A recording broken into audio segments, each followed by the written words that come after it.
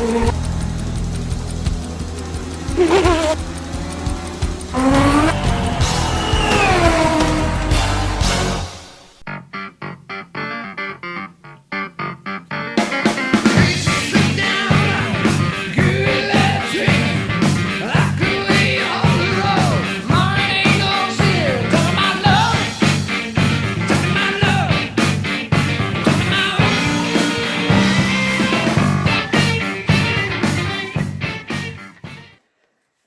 welcome back to the Model Works again, everybody.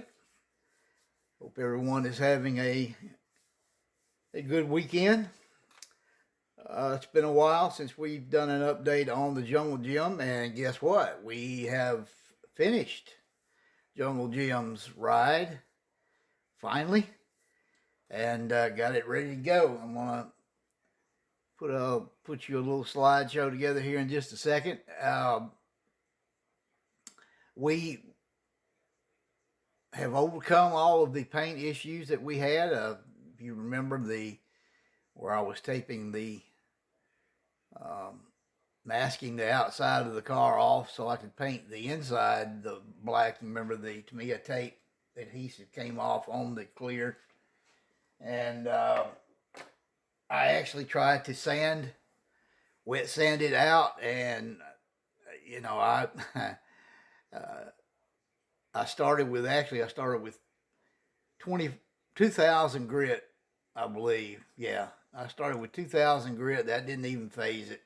So I went down to 1,500. That didn't phase it. I went down to 1,000. That didn't phase it. Finally got down to 600, and that started to get it out a little bit. But I mean, I guess for where I used that hair dryer to speed the craft acrylic drying on the inside, I guess that really baked it into the clear, or at least got it into the clear enough to where I completely rubbed through the clear down into the paint, and so I was going to wind up having to sand, wet sand everything down and just start all over with the clear anyway. So what I do, I just stripped it. I mean, I was getting close to rubbing through the paint in a couple of places, and I was probably going to wind up having to shoot another coat of paint and then re-clear it. And I said, well, if I'm going to do all that, I'll just start all over again. So that's what I did. I put it in a Super Clean, and a Super Clean does a really pretty quick job on enamel paint.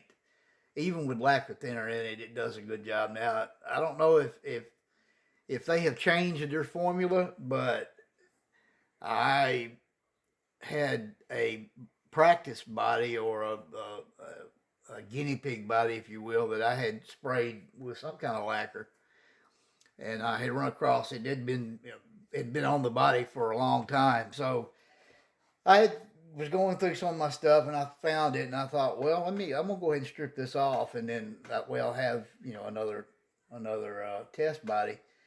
And I put it in Super Clean about 2 weeks, and I actually kind of forgot about it. And I said, well, let me get that out and clean it up and get it put up. And it didn't even phase it. It hadn't even, I mean, I scratched on it with fingernail and it hadn't even begun to loosen up the lacquer.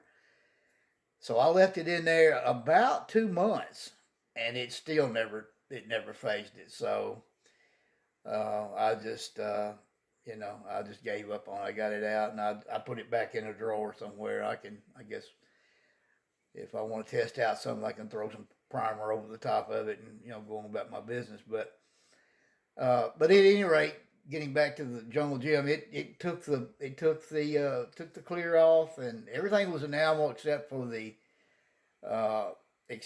craft acrylic on the underside, and of course it just went through it like it wasn't anything there. So anyway, we cleaned it up, straightened it back out, got it, touched it up a couple little places I had missed with my sprue glue, and it actually ate a spot or two up on it, and it was really thin. So we got that back in order, and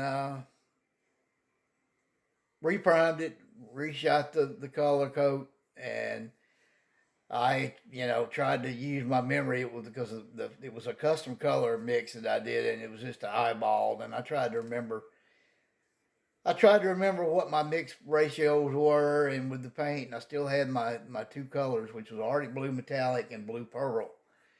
And so I had the same mix. The one different thing that I did do differently, he said, was I primed with, and this is not anything new. I primed with Testor's Metallizer aluminum plate, and what I did, I primed it and let it set, and then I rubbed it out to where it was polished. It was buffed out. The buffing Metallizer, if you've ever seen that, it kind of makes it look like polished aluminum, and so that's what my primer was this time, and it brightened the blue up some. Not a whole lot because this is not a transparent. This is an opaque blue, and but it still brightened it up a little bit, and I actually kind of like it better. So, and I was reading somewhere that uh, I believe it was the real car they mentioned was painted with a silver base and had Oriental Candy Blue as the paint. I can't remember where I read that, but I believe that's what I read was the actual color with maybe a candy base. I mean, with a candy top coat over it. I can't remember, but anyway. But we've got it finished. It turned out really nice. The body set's really good. It looks the part for back in the early 70s, and the cars were starting to get lower. They still didn't sit like they are. I mean, today, if you look at a funny car, if you're unless you're standing completely to the side, if you look at a funny car, like say from the corners, looking down the body, it almost looks like it doesn't, except the back. You can see the back wheel. You can't even see the front tires and wheels at all. I mean, the chassis and frame are like so narrow that they are just disappeared inside the body. The body looks like it's going down the track without anything under it. So back in those days, though, the cars they still had some resemblance of an automobile, even though they had the extended noses and and the rear spoilers and all that. So, but anyway, it turned out pretty good. I hope you enjoy this, and we'll be moving on to another project. We got some, probably do another video. I don't know, maybe today. I'm not sure. We got some updates coming for what we're going to be doing down the road the rest of the year on the channel. Hope you enjoy it. So for your consideration, the Jungle Jim Vega funny car. Talk to you soon.